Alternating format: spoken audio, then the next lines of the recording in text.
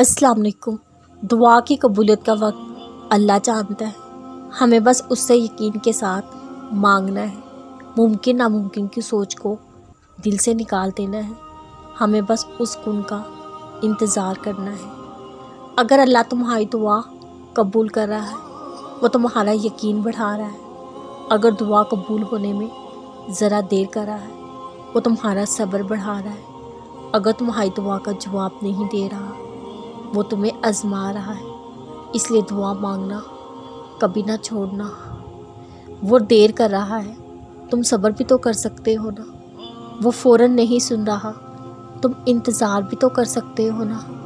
اگر اسے تمہارا مانگنا پسند آ گیا، تم مایوس ہونے کے بجائے دعا کا وقت بھی تو بڑھا سکتے ہو نا۔ کبھی سوچا ہے اللہ نے دعا بنائی ہی کیوں؟ جسے تم ناممکن سمجھ رہے ہو، اسے ممکن بنانے کے لیے۔ کبھی ایسا لگتا ہے کہ تم تھک گئے، دعا مانگنا مشکل لگ رہا ہو، صرف اللہ کے سامنے ہاتھ پھیلا لیا کرو، بے رب خاموشیوں کو بھی سن لیتا ہے۔ اگر تم اداس ہو، بہت پریشان ہو، ہر رشتے سے اعتبار اٹھ گیا ہے، تمہارا اعتبار بری طرح سے ٹوٹا ہے، تمہیں زندگی سے نفرت ہونے لگی، تمہیں یوں لگتا ہے تمہارے جینے کی کوئی وجہ نہیں بچی،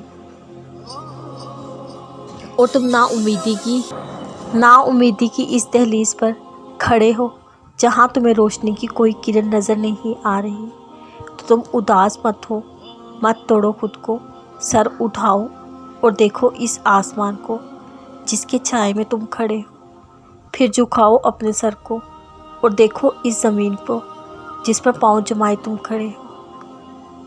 پھر سوچو اپنی ذات کو، کیا تمہیں اس نا امیدی کے لیے بنایا گیا ہے؟